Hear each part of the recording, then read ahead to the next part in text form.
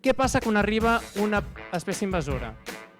Doncs que aquesta espècie invasora es nova a l'ecosistema. La cueva actuó como una trampa natural, bueno, también donde vivían las diferentes especies, y se fue rellenando de sedimentos y ahí quedaron atrapados los restos fósiles. Les plantes que abans hi eren no estan adaptades per coexistir amb aquesta espècie i no tenen recursos per poder seguir existint. Unas planetas tectónicas que nos paran de bellugar.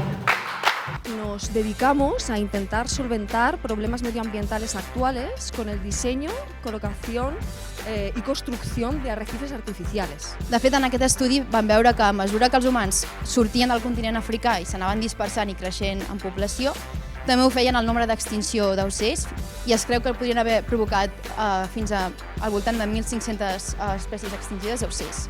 Somos la segunda generación y llevamos más de 25 años tomando datos sobre qué es lo que producen estas estructuras en el medio marino. Clar, depèn des d'on es miri, la perspectiva des de la que es mira el chemsex esdevé una problemàtica, esdevé un fenomen. Llavors, hi ha moltes que són apartades de l'ecosistema, que desapareixen, i n'hi ha d'altres que poden coexistir, però es veuen apartades en petits espais de l'ecosistema. De aquestes planetes tectòniques que nos paren de bellugar. A la terra no és plana, i qui diu que si és enganya és una pilota en plaques tectòniques.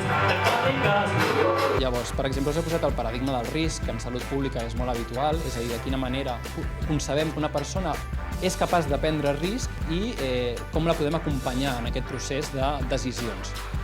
Al contrario, lo que pasa en los climas áridos o secos, no se disuelve tanta caliza, hay más meteorización mecánica, o sea, simplemente hay rotura de lo que es la roca para formar el suelo.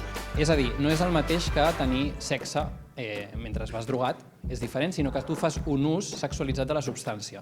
Por lo que tendremos una disminución en la cantidad de arcilla y de cuarzo y un aumento en los carbonatos. Ja es consideren que hi ha 44.000 espècies que estan en risc d'extinció.